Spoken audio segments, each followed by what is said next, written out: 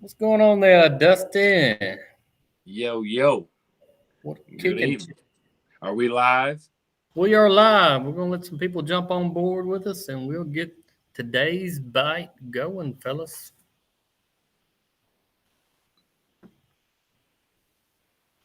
How's your weather over there? Dude, we cannot get a break from the wind at all. I mean, it's every day. It's over 12 to 20 mile per hour No, yeah, every single day. It's brutal. yeah. I mean, it's pretty tough here too. I mean, you can hear the trees swaying, and Oh, man. it's definitely been windy. And that's one of the things I want to talk about tonight with everybody is how to fish in these windy conditions. Guys, if you come on board with us, go ahead and comment the hashtag 10K Crappie Connection for us. It helps gets everything kicked off and gets the mood started, as you would say. You got that right this time. Proud of you. I know it. Big wind in Jeffrey Texas. Charles. What's going on, Charles? Daryl said there's big wind in Texas too. I'm telling you, this wind is the worst spring I've seen in a long time. I think we need to be in the kite business. Oh my gosh. Or instead of have motors on the boat, have a kite. Yeah. I see one hashtag 10K Crappie Connection. Guys, kick them out there for us. Kyle, appreciate that, brother. Holden Higgs, he's been smoking them here recently. Said he's learned a lot here and sent me some pictures of some tables full of fish. He's That's been right. cracking. It's going to be a good night. Like I said, one of the topics that I want to talk about tonight is fishing these springtime crappie in the wind. And some of the things I've kind of noticed over the past week, how I'm adjusted and catching these fish, even in windy conditions, which, I will tell everybody it's tough fishing in the wind, and you got to really pay attention to, what boat ramps you're going to use in your routes and even areas that we can fish. But um, I've noticed something this past week that I'm going to talk about here in a minute. And, that I think is going to help everybody out. I really do, and it's helped me out over the last week and put some more fish in the boat, even in these blistery Oh springtime winds. I guess that's a good topic. yeah, the wind, no Appreciate doubt. those comments, guys. Keep them rolling in. We're going to get this party started. Got Dustin on board, and we'll kick out Dustin's today's bite Oh yeah, you fishing did it first report. last time, didn't you? That's right. So we're back at Grand Lake, and the fishing is firing up. It's finally this is probably my favorite time of year, other than the wind killing us this year. Yeah, the fish are starting to move back in these creeks and stage, and golly, you can run through them and pick off the fish you want. I'm going to say 9 times out of 10, the fish is going to eat. They're super aggressive and taking the bait you're giving them. We had a big storm hit, and it muddied up the water for us, which moved the fish shallower. So same depth of water, 30 to 40 foot of water, but now I've ran down into let's see, north. Well, I went to the south side of the lake where it's muddier, and the fish are setting like 5-10 foot deep. Wow. So it's oh yeah, it's right up my alley, and we're having a blast. Last few trips we've caught limits, so really solid fish, and been using a long rod, just dipping on them, chasing singles, sniping them in the middle of the cove, and the water temps anywhere from 58 to 60 now. So we're up Ease there. it on up there. Yeah, we're getting up there big time. And, a few reports of people catching them off the bank. So it's not long, and it's going to be slip cork season. Everybody trolling down the bank and beating the heck out of these fish. Thankfully, you can catch them during the spawn year round, usually suspended out there. But it's about to be time to start hitting the banks. I mean, it is turning on, and fishing is firing up for sure. Big jigs, small jigs, all jigs, they're starting to eat. You know, today's report, it really goes back. We're full fledged spawning right now. I'm catching a lot of fish actually post spawn. I believe on Ross Barnett, the black crappie are pretty much done with it. I mean, every black crappie that I've caught over the last week, I would say is spawned out. Wow. And I would say right now we're kicking about 30, maybe even a little bit higher on some of the whitefish spawned out. So we're still heavy, full fledged spawning, but also we're starting to get in some post spawn fish as well. And I think in another 2 weeks we'll be 50% done, if not even higher, depending on this weather. Wow. Done with the spawn here. Me personally, and I've said it probably 1,010,000 times, is spawn is actually my least favorite time to crappie fish. Yeah. And a lot of different variations why. And why I say that is the weather. It Yes. is like a roller coaster. Mm-hmm. You know, tonight we've got some storms coming in. The next 3 or 4 days, it's going to be rainy. Another cold front coming. It's going to change up the even fish a little bit more. And it's just a constant battle of where these fish are located, you know, and they're scattered. And we talk about scattered fish a lot. During the spawn, the fish, at least in our lake, Yeah, start congregating a little bit. we can catch them in 20-foot spawning, or you can catch them in 1.5 foot water spawning. These fish here on Ross Barnett, and I'm sure I know Lake Fork's that way. I've heard it 1,000,000 times, and a lot of other lakes, they're spawning anywhere from 2 foot of water up to 25 foot of water. They're everywhere spawning. So I never find a big concentration of fish. I did find a little pot of fish this past week that we put the hurt on them, but you know, but a lot of the areas they're scattered from shallow to deep. Keep looking for areas that you can really pick up the active fish, I would say. And my bait of choice, and I guess I'll go ahead and go into this topic. And today's bait of the week is going to be the slab hunter. You know, guys, I'm going to show you this bait. It has just been phenomenal here on Ross Barnett for me. And I think there's a lot of reasons why. You know, I was using these smaller profile baits and the standard baby shad and some different ones. But my problem was with this wind is keeping these baits into the strike zone. And whenever the fish would bite these smaller profile baits, they would pretty much just suck them in, and I would never feel them, or my clients wouldn't actually feel the bite. Well, in turn, I moved to a bigger profile bait, and whenever they would bite it, it would really just about jar the pole out of your hand some days. Yeah. Another really thing about the slab hunter is the tail action. And you might say, well, you probably could get away with something that has a big curly tail. And I don't really think that's the circumstance. They don't want something that's just roaring by them whenever, especially trying to stick it in their face, is this little bitty subtle tail action that the slab hunter gives off. Absolutely. It's just a little slide. Oh, yeah. Side to side motion that's just really just, it works. And I'm sure some of my clients will be here in a minute to testify, but Tony Skeen, he actually fished with me this past Sunday when we used a slab hunter. And I know before that day, he hadn't actually used it beforehand, but I would be willing to bet that Tony's got some of those baits on order, if not in his possession as we speak. Slab hunter is definitely one of my favorites as well. Same as, like you said, you can fish it 2 different ways. It's super good casting bait, but also when you hold them on their head, you can't hold that tail still. So it still sits there and shimmers while the fish is looking at it. And we've been cracking them as well with the slab hunter. No Guys, doubt. As we get this party started, and like I said, I've been fishing water mainly from 8 foot of water down to 20 foot. Really, my key depths that I've been really trying to key in on is from 12 foot to about 16 foot of water. And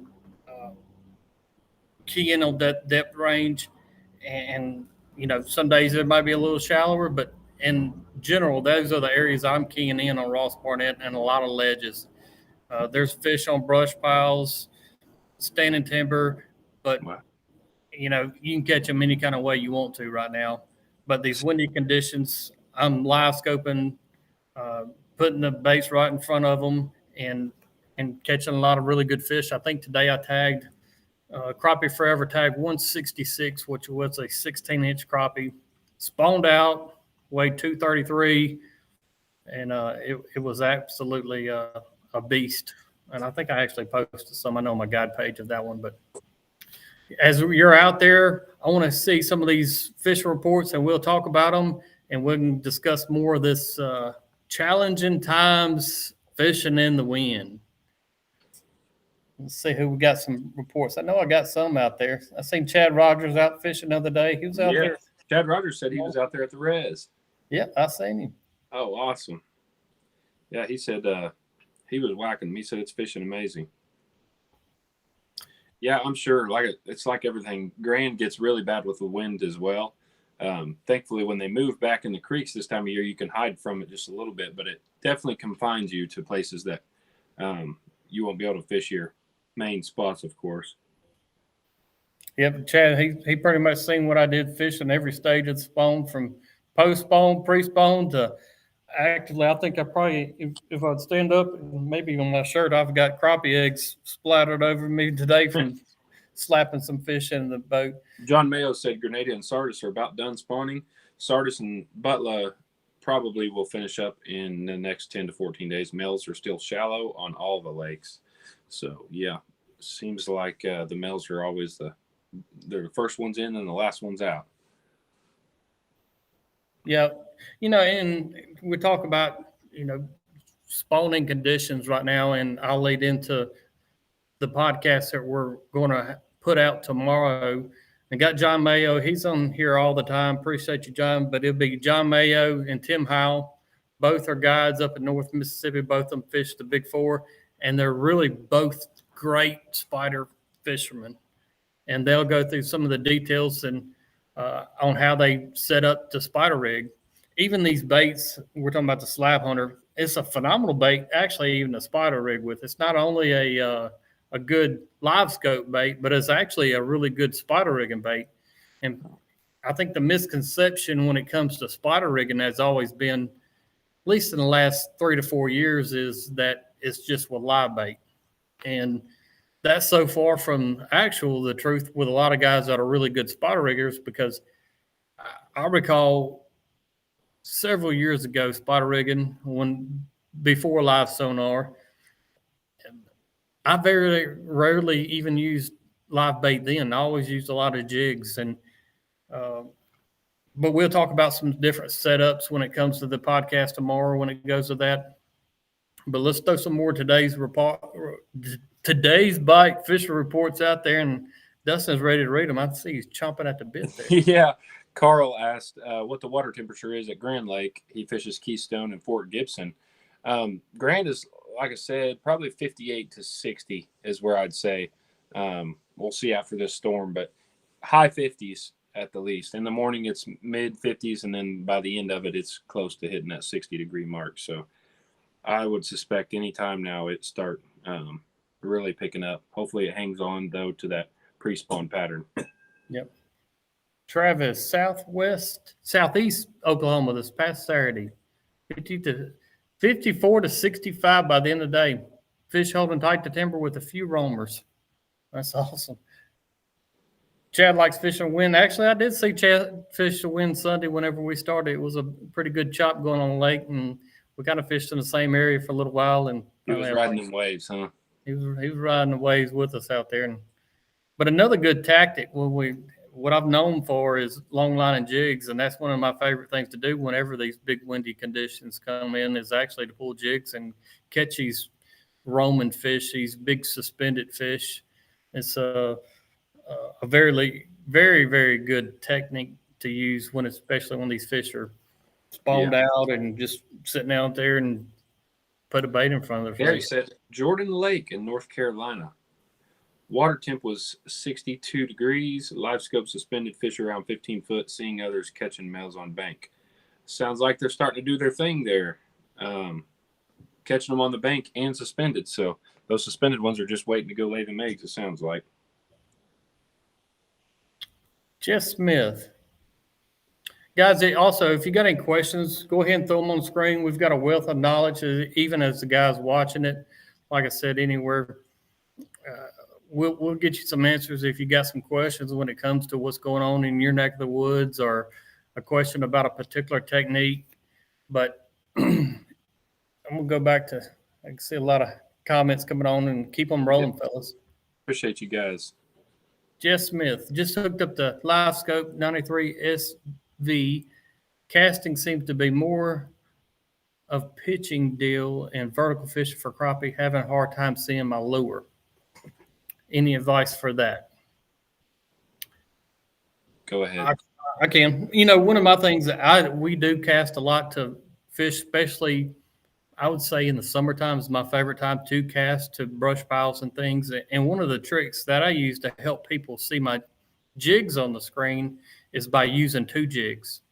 Um, and we'll talk about a lot this summertime. I can promise you that. But Oh, yeah. I'll use a heavier jig and then a small jig on the backside, and I like to tie them about 10 inches, 12 inches apart.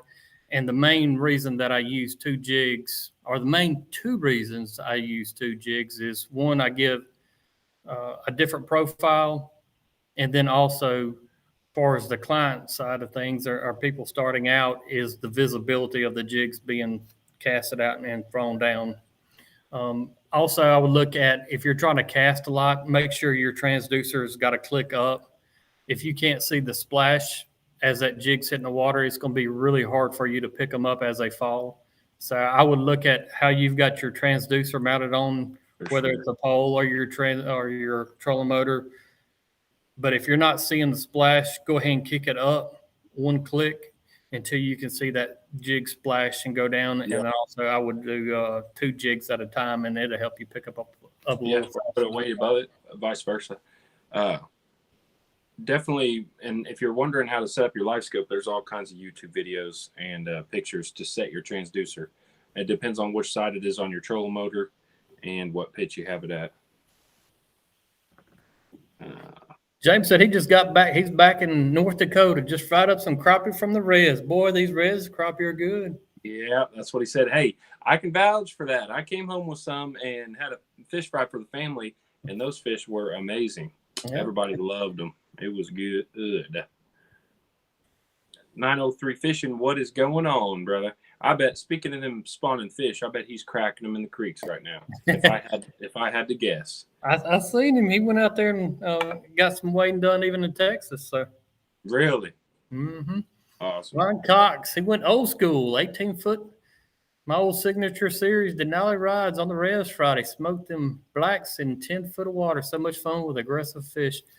Ryan, are you catching black crappie or black spawning crappie? And that's actually a pretty good topic. And I have to tell people all the time, especially in the spring, you'll catch a male fish and it'll be darkened up. And I know Ryan knows. But the misconception, even in my early days when it came to crappie fishing, was we'd catch a male crappie that was in its tuxedo, black, and everybody would say, well, that's a black crappie. Well, that's not. That's funny you say that. There'll be a few people watching here that's laughing because we get in arguments all over it all the time. What's your stance on that? Mine is those male white crappies can look just like a black crappie, but they still have the bars. They're just black all over the place. Yeah. And that's just because they get all the tuxedo, the colors when they get real shallow, just like they'll do in your live well. When you throw them in your live well and then half of the day will go by, you look back in there and they're all colored up. That's just this time of year, but a lot of people can get very confused on black crappie and white crappie during this time of year because the males, they get so dark. But when you catch an actual black crappie, I feel like there's not much of a question about it. You got those specks all over it, and it's almost like a matte black all over the whole thing. But there's definitely a difference. I'd like to hold two of them up and show you, but maybe I'll do that here coming up. Hey, Chad, right? Chad fishes. I think Chad fishes just about as much as I do. I see his boat either on the lake or his boat trailer at the landing a lot as well. But he caught some slabs on the res Friday, 18 foot away. Hold on, let me read that again. Everybody's gonna crack them res fish, ain't they? My mercy. Everybody's beating them up on the res. Casting a hair jig over 3 inches long, a big profile bait. We agree. Fish Lake Darbone spawned out there as well. Eater size chomping. The big fish were finicky and skittish as usual at Darbone. That's a good one. Let's see. Gary here said lots of fish on the bottom, suspended fish to be more aggressive. Can watch suspended fish dive to the bottom and stay. These fish, once to the bottom, are slow to bite, but suspended will bite. Things you notice with LiveScope. That's right. I've also noticed too when those crappie go to the bottom, if you wait long enough, they'll usually pop back up. But I've also noticed here at Grand, the shallower fish is kind of like a Grenada thing. The shallower fish are a lot more aggressive than your 10 to 15 foot foot of water fish. Like the deeper fish are less aggressive. The ones higher up are a lot more aggressive.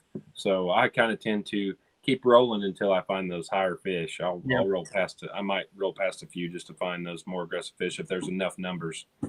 Yeah, and that's the even thing I do. If there's a lot of fish, from top of the water column to the bottom water column, and the active fish are only, let's say, 12 feet deep. Yeah, I won't have my transducer running 25 foot, even though I'm in that depth of water. Mm-hmm. I'm gonna just concentrate totally on those higher water column fish and forget the rest. Yeah, exactly. James says Chad Wright needs a job. That's pretty good. How's it going, Daniel? What's up, buddy? Another thing, we started last week, and I've actually had some people post and come back and say, talking about Daniel White. He's with Crappie Forever, guys. Looky there. Look at there. Look at there. And you can see mine on. But these are the new Crappie Connection caps. You can find them on the Crappie Forever website. They're thebomb.com, and I said it right tonight. There's Top Hat Jigs. Let's get his fish report. I seen another one. Hold on. Let's see. Oh, yeah. Illinois water temp 48-52. Warmer weather on the horizon. I have noticed the shallow fish are a lot more spooky on these windy days. Yeah, that'll definitely happen on the windier days. The shallow fish will hear that boat slap a little bit better because you got a lot rougher water on that boat smacking the surface. I want to ask, who out there actually has been crappie fishing during a spawn at night? I used to do it quite a bit. And we have, yes. You know, I seen a guy post on, I believe it was Crappie Fishing Fools. I bet it was one of the best trips I've ever been on, ever, as a nighttime spawning trip. And they were all blackfish. How did you fish for them? And I'll tell you how I fished for them. Yeah, we threw slip corks, and this was probably 10 foot of water, but we'd throw it to the bank. We had lanterns on the boat though, and then had just a hanging. They're just these were normal bulbs. They weren't like your green lights or nothing, but it's almost like dock lights that we'd hang on the boat, and it'd give just enough light for stuff to come up a little bit. But it was just a pocket we were sitting on, and oh my gosh, I think we caught we were in the 80s, and they were all super nice blackfish. So that was an epic trip, and I don't think we started till 10 or 11 at night. So that was the only one I've been on, and I will never forget it. We were using slip corks, and the moonlight and our lanterns would just barely see your bobber, and you just see that thing, and you'd whack them. Caught a big bass doing it. Actually, 3 or 4 bass that night, but one really big bass, 5 or 6 pounder for Uchi. It's a pretty big one. You know what we would go out and fish along the causeways, Spillway Road or the Peleachi Bay Causeway, and just hold 2 jig poles in each hand and go right beside the rocks with one single jig, usually like a 1/8. And you really wouldn't have any lights on the boat except your required navigational lights, but you could see enough of the water so you could still see the water, and we would just slowly go down through there and dip them up and down right off the bottom. But there's something special about fishing at night, and I actually do that again because it was so much fun. Another fun one I was at Grand, and this was in the summer. I did 3 or 4 trips during the night on it, and it was just a lot cooler. But my gosh, they would get in certain spots of the lake, it would just swarm. You'd have 200 or 300 crappie just suspended in a ball, and you could just crack them with a jig. And I was always I always wonder how the heck do they see those jigs at night? It blows my mind. And we were reeling them fast, so it was pretty fun. Mm-hmm. Summertime, they were whacking them. Holden Higgs asked when my next tournament was. It's at Millwood, the last of April. So it'll be at Millwood, and I'm excited. I need a Millwood fishing report. I'm actually might be going there sometime this week. So I need a Millwood update. Somebody, Gathright, you might be on here. I need a Millwood fishing report. There's Mike. I know he's a res fisherman. He was catching them 18 to 24 inches of water. Wow. 28 of the 30 were big males, all tuxedoed up. Yeah. Holden Higgs, you're right with the big weights on Millwood. They'll be spawned out, but we'll still see some crazy weights, no doubt about it. I would have loved to get that lake right now, or maybe a couple of weeks ago. Bill Roach, he's another res. I've got a lot of You know, I'm gonna put the challenge out to Dustin. You need to get some of your grand folks. I've got a bunch of my res buddies on Listen, here. that res is a lot more known for them crappie fishing than them grand fishing. I've got a lot of my buddies on here, man. You know, I know it. I need to do a little bit better work. But here's the deal, though. These buddies are becoming my buddies, so that really don't count. Yeah. Mr. Bill Roach, he's a regular out here as well. He said it's too windy for these old folks to fish. I seen Bill out there the other day. He's still getting after them crappie. I know. Hey, speaking of them old folks, that's why I'm surprised Brad's still out there kicking around fishing. I guess I deserve that. And by the way, Dustin still has a lot of hats. He's wanting to give a lot of hugs out. I've given some good neck hugs here lately. Not naming him any names, but I've given some hats and hoodies out. I've got a few more left, though, so I'm waiting on it. I seen Zeke post on here, and he might get a hold of me at Millwood if I ain't careful. I'm surprised he hasn't. I know. I'm watching. He can give a good hug, too. You got to watch him. We may hug for no reason, I think. Okay. Bud's asking about these hats. Are they Richardson? Let me see what they both are here. These are an outdoor cap. I'm sure we'll eventually get in some Richardson if need be, but me personally, I mean, I've been wearing them every day since I've got them. They're just as comfortable as any hat I've ever put on my head personally. But you can find them at crappieforever.com. And like I said, guys, they've got some really good stuff going on as far as when it comes to conservation, when it comes to crappie fishing goes. You know, some of the fish, like let's say you catch tag number 166, which is a fish I tagged today on the wrist. If you catch that fish and you weigh it, you give a measurement of it, and video the release, key it into the website, and you qualify for a prize. You can't not go wrong with this program we're gotten. And the whole morale of it is just, you know, keep what you need to, keep what you want, release these trophy fish, especially when they're trying to lay these eggs. They've got some really good genetics, undoubtedly. And, you know, crappie forever. I love it. John Breland asked about, he asked earlier, but we missed it. The rules being the same as saltwater in Mississippi. So what's going on there? Do you know anything about the licensing or how that's all going to work? Well, I mean, I know a new bill has been passed, and you know, I don't know if there's a big topic on today's bite for it necessarily, but it's some changes coming with the guide regulations here in Mississippi. Everybody's got an opinion on it. Anything that conserves and looks out for the future of crappie fishing, I'm gonna stand behind, and that's my stance, and that's where I will be at. You know, I run a legitimate business, and I'm welcome to it. Yeah. So it did get passed, though, the bill. Yes. Got you. Cool. I guess. I guess depends on what they got. Here we go. Gathright. He's my Millwood man. Gathright, I need a Millwood update, brother. I might have to call you after this. Water temp, fish, depth. Come on now. Yeah, I mean, John, I don't know what else you want to elaborate about that subject, but I mean, throw it out there if you got something. What I'll ask you, what is it like? What are they passing? What do you know what they're going to have to do now? What guides are going to have to do to become a guide? Well, I mean, you'll have to get a license just like anything else, just like a regular fishing license, and it's going to cost money, of course. You need to carry insurance. You know, I'm not going to read the bill word for word, but like I said, it all comes back, you know, if it's anything that's going to help promote and protect our fishery in any state, I'm all for it. So I don't know. Hey, John don't want to put that crappie fishing report out there. He said, call me.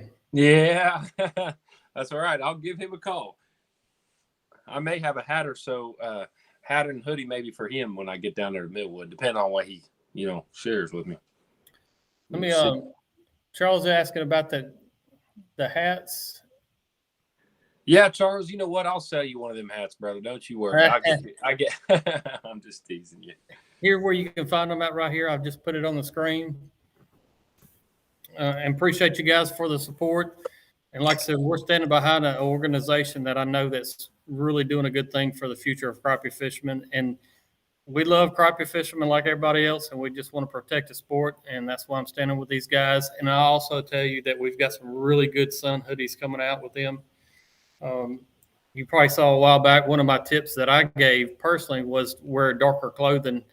And I really wouldn't even brought that to my attention till last year. Somebody else told me about it, and I was like, got out on the lake the very next day, and I was wearing a really light colored white shirt. And I was like, man, that shirt is blind to me. And I'm almost to the point even of asking people before they get in the boat every day to make sure they wear a darker colored shirt because it does make such a difference for me. Come on, Brad. What if, I mean, come on. You know what I'm saying? Take it. Here's what you need to do. Bring your own dark shirts for the clients. Ask them what size they are. Hey. Kel Ward said he needs that report after I get it.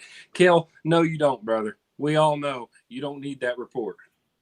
Kyle's he's kicked some butt in some tournaments. Hey man, good job on everything you've done, buddy. Kel's been unreal here lately, and he runs a heck of a guide service as well. Speaking of guides, he's the man at Texoma and a few others. Guys, I'll bring it up again, but make sure that if you haven't subscribed to the Crappie Connection on YouTube, we're beating to death trying to get up to the 10,000 subscribers on YouTube. So if you could take a minute, make sure you actually hit that subscribe button, turn your notifications on. And if you got questions when it comes to crappie fishing, shoot them out there and we'll be glad to help you out with them. There's a lot of knowledge from different guests I've had on the podcast to the different videos to even these lives. I've got Dustin here. He's got a lot of knowledge when it comes over to Grand Lake and some those Midwest lakes. What's some of the lakes you fishing over in Kansas? I know you got some knowledge over there too. Yeah, I fish a lot of them in Kansas, and then there's a ton around Grand Lake and Grove, Oklahoma. But I fish, one of my main ones is probably Elk City, Kansas, or it's in Independence, around Independence. But Steven said, for me being an out-of-state guide, if I want to guide in Mississippi, it's going to cost me around $2,500 to get started. Yes. Holy crap, brother. Michael Drake asked a question. It's a very good question. I'm glad he asked. Longline, is it the same as power trolling? No, it is not. Power trolling is basically a spider rigging off the front of the boat when you're using heavy weights. A lot of guys use 2 ounce and even higher as far as to keeping their baits vertically down below their spider rigging poles. Long lining is just like it said. It's casting out jigs way behind the boat. And in my opinion, I'd rather long line any day compared to power trolling. I don't seem personally to lose as many fish when it comes to power trolling. There's some guys that are very good at power trolling. I think the advantage of power trolling over long lining is that you can hug contours tighter than I could when it comes to pulling jigs behind the boat because you have such a swing back behind it. So if you're really wanting to stay on a particular contour or such, power trolling would kind of overwhelm it. But long lining to me is you don't spook as many fish, and whenever a fish bites, it has more give on a pole. And it takes a lot more practice to become better at pulling jigs than it would power trolling. But both of them are very good techniques to get involved with. James said that we need to add Chad Wright on the live one night. He's got questions for him. Hey, shoot! I like Chad Wright. He's a great fisherman. I'm all for having Chad on here one time. I'll see Chad, I'm sure, at a boat ramp. So we'll put him in the spotlight and ask. He did real well. He's one that won the ACT down here a couple of weeks ago. We'll see how he caught that big fish. Well, he said it on today's bite. He threw out the details. Oh, yeah, he did. Yeah, he did. Chad Wright, he's not one to hold back fish reports either. You got a question on the res again. Any recommendation tips for bank fishing the res? Well, recommendations as far as areas, anywhere there's rocks right now is going to be holding some fish. I would fish, 6 to probably 8 feet from the rocks, maybe even 10 or 12. But these fish on the rocks, for me, in my opinion, they're running up and down them. They'll come up and spawn and like, but a lot of them are using these rock areas, causeways and Spillway Road as highways. So they're running back and forth between the two of them. Yacht Club, that's another good area. You can't get by from the bank, but slip bobbers with minnows, or even like these plastic baits, like we've discussed, keep them moving. I wouldn't just throw it out there and leave it and set it alone. But I've seen a comment. I'm sorry, I got squirrel introduced. Yeah. John Mayo, power trolling and long line are a great combination technique. Also, he's running power trolling poles off the front of the boat and then running some long line off the back. That's a lot to keep up with right there. Well, that's called sweeping an area. That's catching the active fish out of an area for sure. And you think about it, if you have, let's say, 4 people fishing, you got 2 people in the front of the boat fishing, then you got 2 people in the back fishing just as well. So, as far as putting a lot of baits out, you're really fishing 16 poles at once, so you can. Wow. Yeah. And all you need is a nice white bass to grab a hold of one of them poles and go to work. Yeah. Zach Young, Brad, do you still long line or just fish with LiveScope? I can answer that for Brad there. He's coming back, but he does both. He does the long lining and fishes with LiveScope. I think it depends on what your clients want you to do, but I think 9 times out of 10 he's LiveScoping. But don't think he can't throw the dang long lines out, because I watched that firsthand.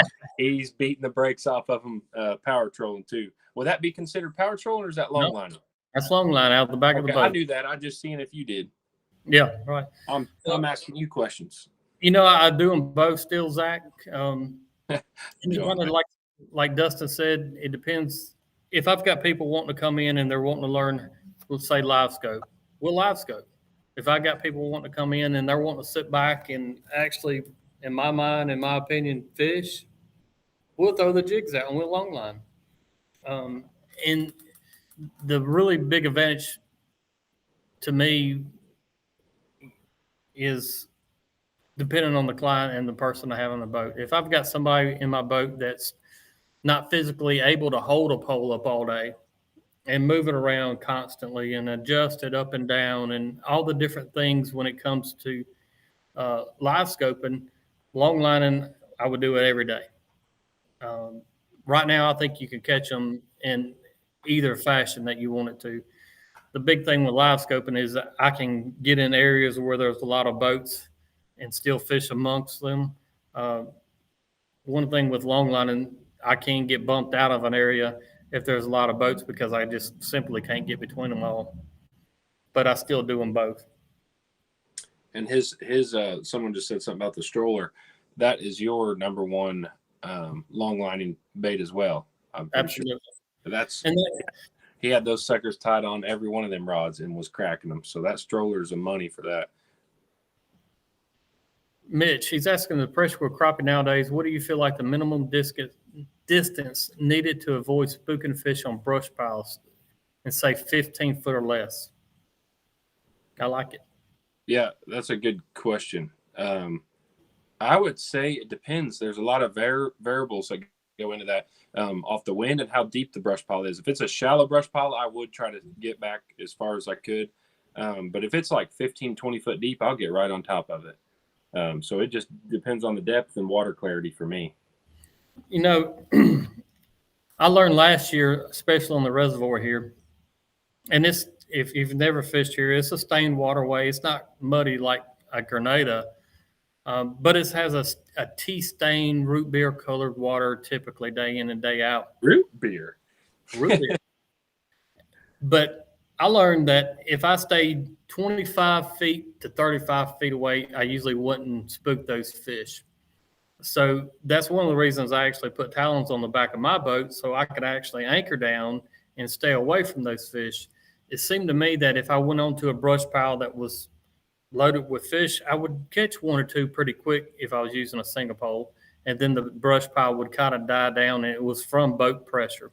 So then in turn, I stayed back away from them and started really casting to them.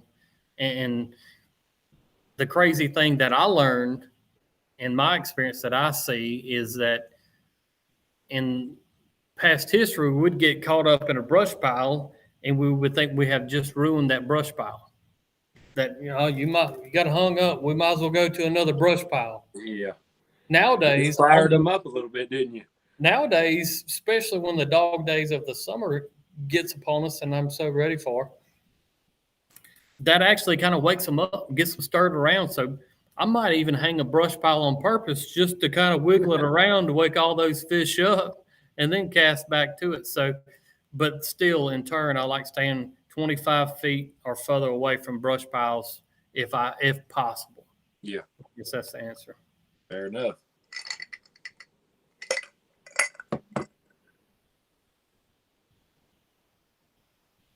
Do you recommend live scoping if you're spider fishing? Absolutely, man, Stacy. I think that's a combination that's deadly, spider rigging, because it gives you the exact depth that your baits are at, the exact depth that the fish are feeding, and I think it lets you know how the fish are responding to your baits. Anytime you can see and know that, hey, I've got the right color on, or the fish are scared of the boat, or whatever else. Yeah.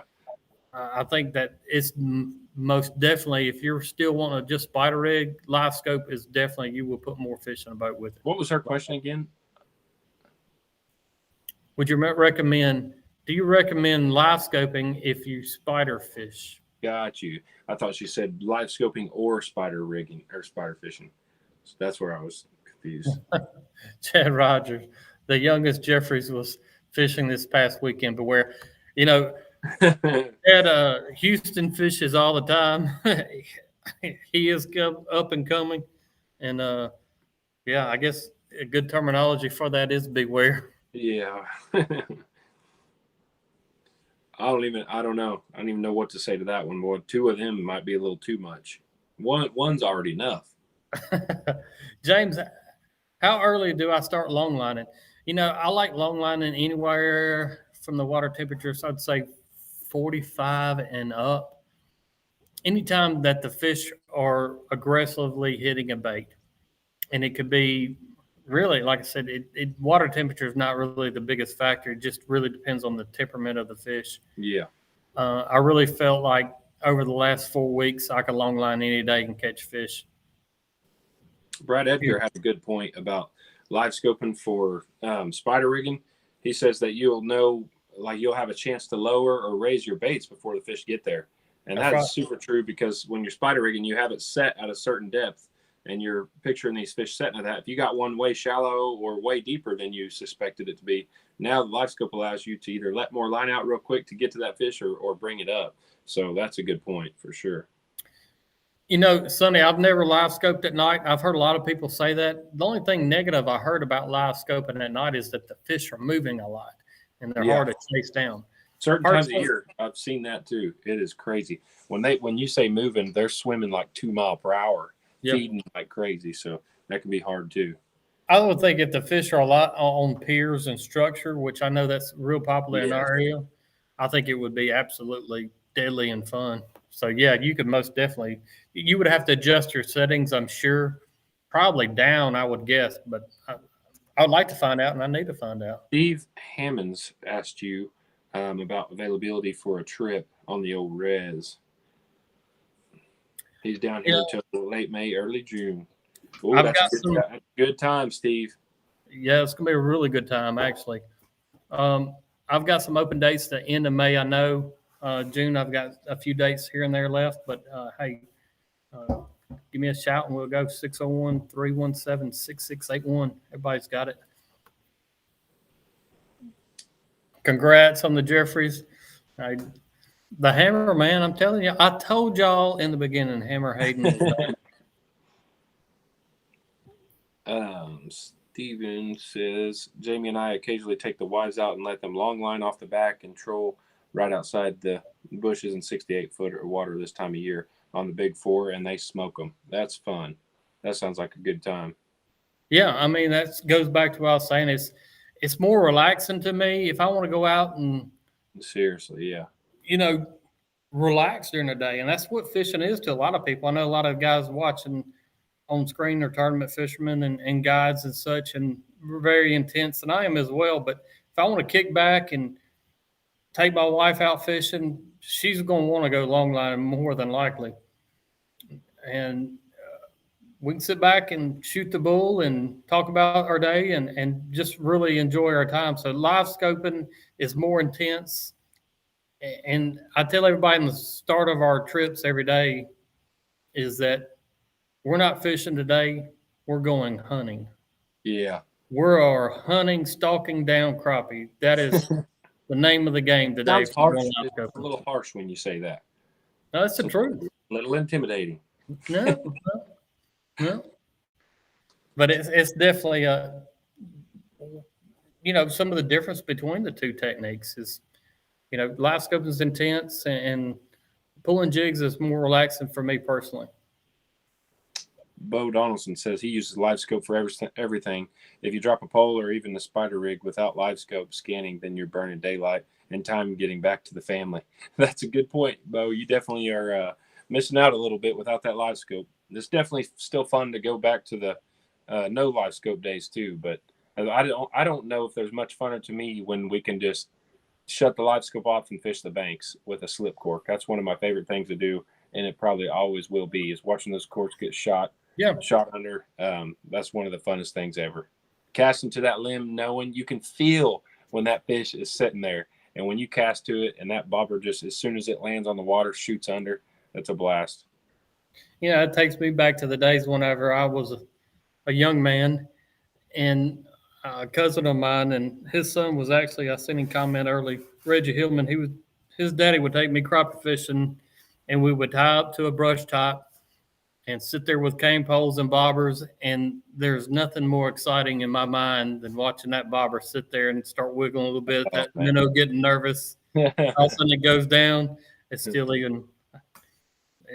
It's very rewarding to think about. That's a lot more of a relaxing fish for us, For me anyway, it's always stressful. I'm trying to get people on those single fish, move the bait left, right, up and down, and I'm chasing these fish down. I'm using brake system. There's so much going on in my head, it just can stress you out if you're doing it 6 to 10 hours a day.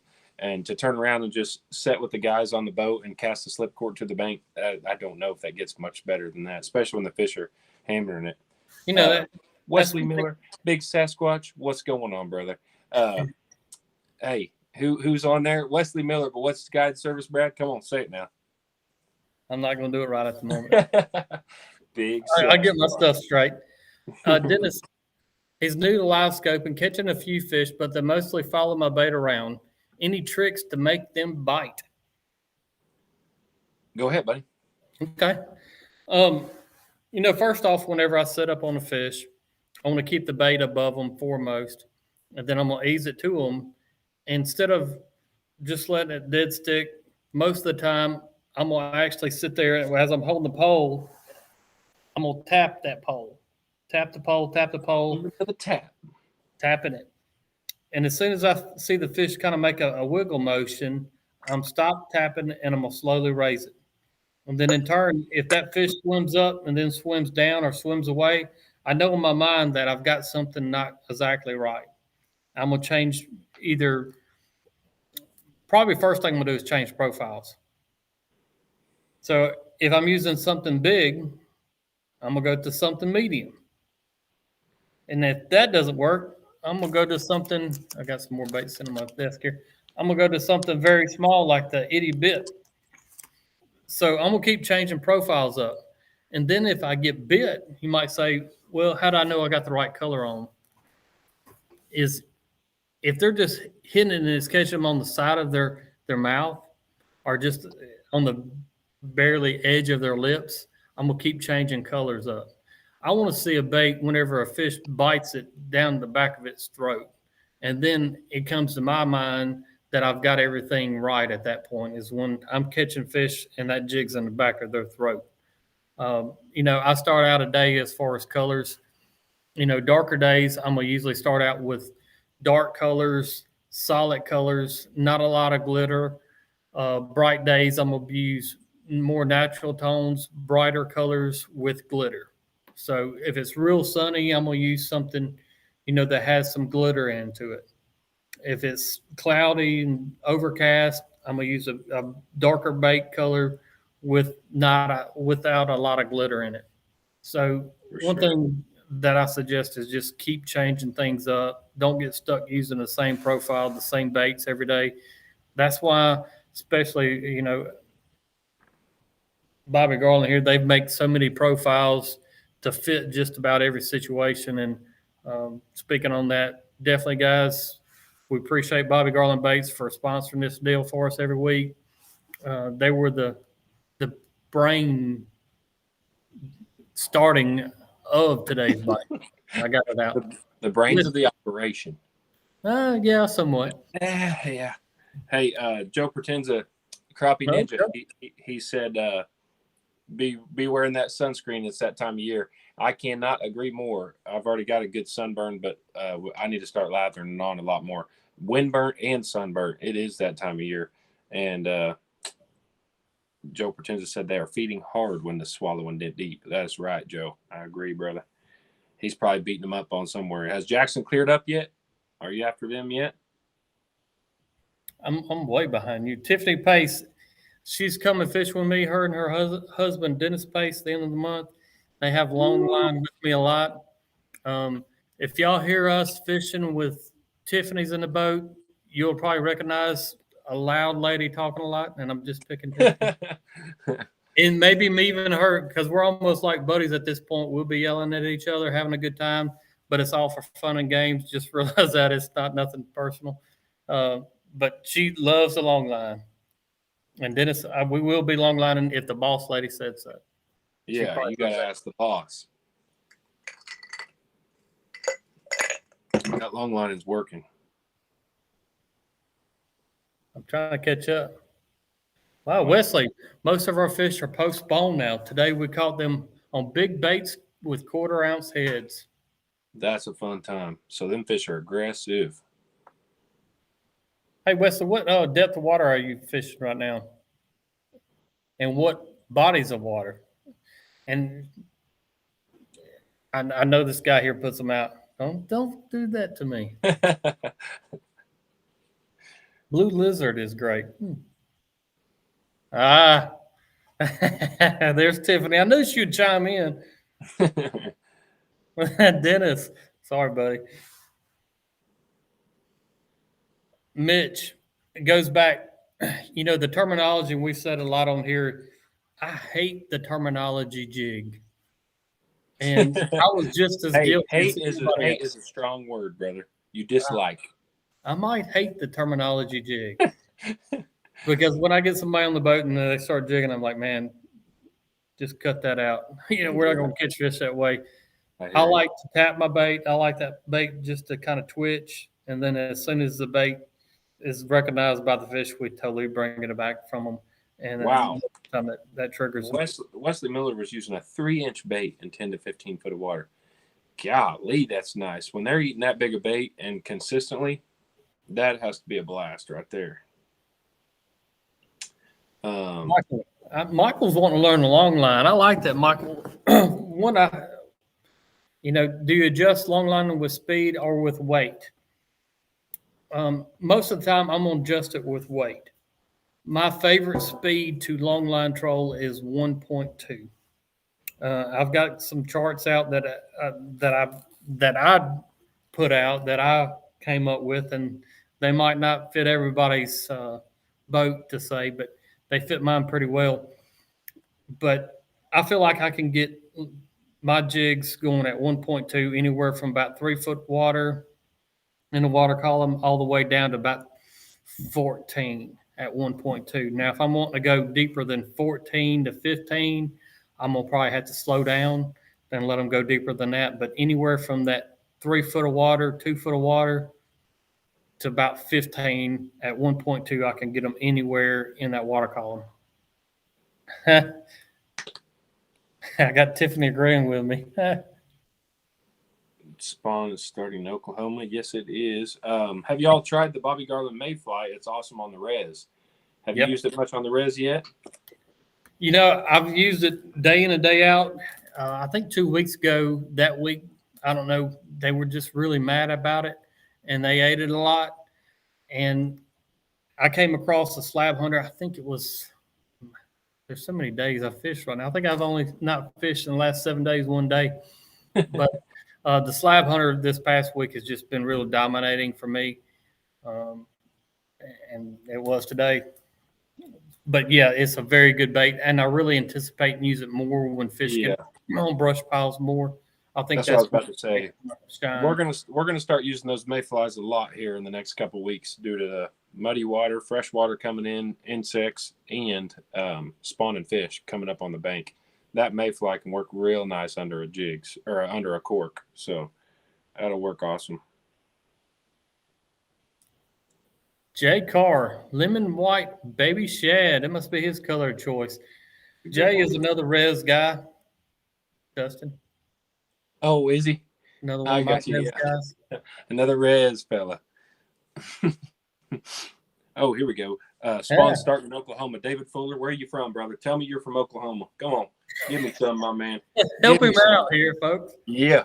Somebody here is from Oklahoma. Help him out. Has anyone seen squirrels eating mayflies yet? Huh? That was on a podcast. Rogers, what you playing? Huh? That was on a podcast with Todd. He was telling about the squirrels eating mayflies off trees and stuff. It was pretty interesting. And actually, I did look it up on YouTube, and you can find it on YouTube. Really? Yeah. And another thing I'm going to bring up again is, tomorrow's podcast to drop, and it's on spider rigging super shallow fish with John Mayo and Tim Howell. Ken, I appreciate these guys coming on here and spilling the beans, man. There's so many pros that's been on our podcast, and what I would consider pros, great fishermen that have really opened up their minds to help you guys become better fishermen. I know that's what we're doing every week, is just trying to help everybody become better fishermen. I've become a better fisherman from the different podcasts that I've done with you. So hit subscribe while you're at it. Let's see here. Michael Drake's watching. Look at that. See, we had somebody from Oklahoma. I just missed the comment. You're lucky. Somebody said they from Ada. No, I appreciate you, whoever you was, getting my back there. Brad should be able to find it, but I'm lost here. Walter, he's another res guy. Oh, is he? Yeah. Hey, Walter sledging me off west side of Lost Rabbit and bounced jigs off the metal seawall. Didn't catch a bunch, but it was fun watching the fish on LiveScope come from underneath and behind that wall. When you rang the dinner bell, use the slip cork. He's a res guy. That's all for you there, bro. I've got a job, James. He said I need a job. Depending on, I could be bought out. Yeah, listen, the res is a dang community hole, is what I'm starting to learn. Okay, it's a community hole. If you can't catch a crappie in the res, you can't catch one. Oh, whatever. Remember how mean the res can be? Oh, here we go, dude. If I had a number one man right here, Larry Leeds just really put one on here for me. I'm here from the Okie. Let me tell you something. Me and Larry has shared some good times on that boat. Here's the problem. All these guys watching are mainly for me. They just don't want to say much because I already cover them on here. Your guys want a lot of questions. You know what I'm saying? I already got my guys are filled. They know they call anytime. I got them taken care of here. The size of jigs. Does anyone use both forward and perspective on trolling motor at the same time? I know a guy that's probably the best at that, and that is Jeff Larch. He uses both of them, in shallow, muddy water lakes. I feel like the shallower the water, the better perspective will work for you. But there is people that run both of them. For me, I don't personally, because I'm still trying to get good at the dang forward. I can't have two things going on at the same time. I feel like I have my hands full on just the forward facing. David Fuller, I appreciate it, brother. Mitch, what size? I'll ask that question again, Mitch, as far as the size of the jig heads, and I'd be glad to help you out. Bobby, man, I think that tournament is actually April 14th and 15th. It'll be two crappie tournaments. It will be Crappie Masters and Magnolia on that day here on the reservoir, and probably about 6 bass tournaments. I think there's a bass tournament every Saturday here and Sunday. John Breland said, welfare holes should tell you something, Dustin. That is true, John. You're on to something there, too. That's right. That's what I'm trying to get at. Brad ain't catching on here. No wonder he's got so much. Mitch, I appreciate that comment, buddy. That's why we do it. Tony Walters. Oh, that's a question you did. I'm trying to catch up. Thank you all for the comments, and I appreciate y'all very much for the questions. And Bobby Garland Bates. If it wasn't for them, I would not be here as well. And due to them, it helps me in my success, having all kinds of different things to use and different profiles, etc.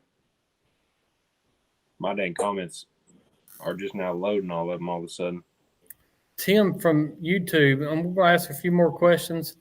Put it in grass. Let me go back here. Speaking of grass, does anybody fish for spawning fish in grass? A lot of that goes on in Millwood, and I seen some at the res that had a lot of grass there. I'm wondering if you could fish that grass. Do people do that? Oh, yeah. And okay. I've got a feeling that there's a lot of big fish being caught right now in the res and the grass, because there's a lot of open water that you can't get to. And yeah. And Jay Carr is probably a grass catching guy right there. He said, put it in the grass. That means to me that Jay Carr's catching them in the grass. Just anybody want to take what I got from that. Yeah, that's what I got from that. But, man, you talk about a blast. Dipping some grass is fun. Do you think the females that are done spawning are back in standing timber? Not necessarily. I think these fish are very scattered. Even as they get through post-spawn, a lot of times they'll go back out and suspend in the mouth of the creeks and the coves of wherever they just got through spawning from. And then I think they'll go back to standing timber or brush, or, just in their daily routine post-spawn to say. We've got some episodes coming up as far as podcast comes. I think probably won't be until, I'd say probably the first part of May, that we'll do some post-spawn really techniques. Long line trolling, spotter rigging, casting to them, and of course, LiveScoping, single pole is all deadly on post-spawn fish as well. Guys, if you're just getting into crappie fishing, my number one suggestion is don't just fish during a spawn. Crappie fishing in spawn is probably one of the hardest to actually figure out. Get into some of these stable times of the year, summertime, the fall or the winter, and you'll become a better fisherman and getting ready for the spawn. The spawn is the hardest time for, I would say, everybody do crappie fish, because they're so scattered and they move in and out and they're always changing up and the weather's so funky.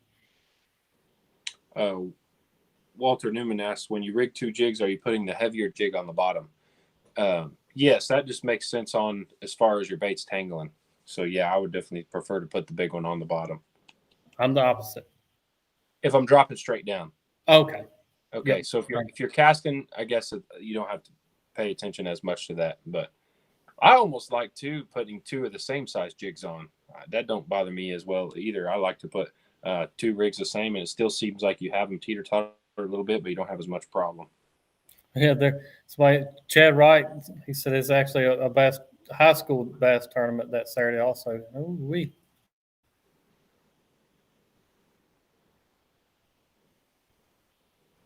I'm reading some comments. Travis, we appreciate you, brother. I think he actually is one that said he's from Oklahoma. So, Hey, 7 o'clock every Tuesday. We're here. Go fishing this week and come up with a few questions for us. Guys, like I said, we enjoyed everybody coming on to here again tonight. Subscribe. Tell your buddies about us. Let's get to 10,000 subscribers on YouTube. I don't know what Dustin will. I'll figure out something really good for Dustin to do. And I will do it. He might even shave his head. Yeah. Go like GFB Outdoors and give me a little something too. And then I might shave my head.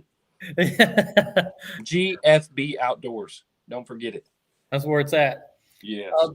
Like I said, if you want a Crappie Connection cap, go to crappieforever.com. We've got those guys on there. Got some other cool stuff coming up with those guys. Subscribe.